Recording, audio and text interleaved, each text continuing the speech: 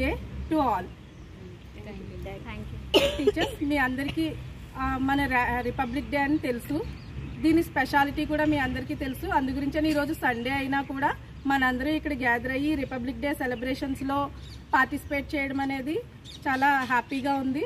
And అలానే students ఇంకా వీలైనంత వరకు అవకాశం ఉన్న వాళ్ళు రావాలని కోరుకుంటున్నాను.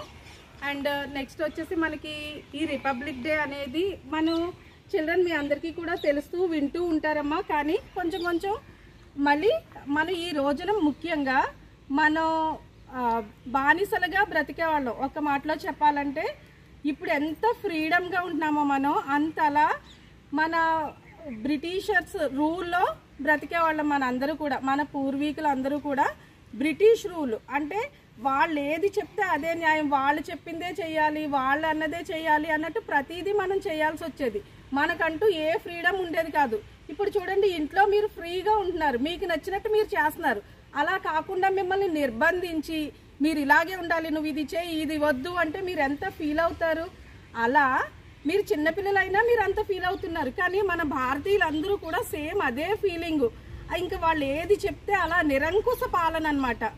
అసలు ఇంకా దాన్ని హారిబుల్, అంతలా మనల్ని బాధలు ఇబ్బందులు పెట్టి హ్యాపీ రిపబ్లిక్ డే.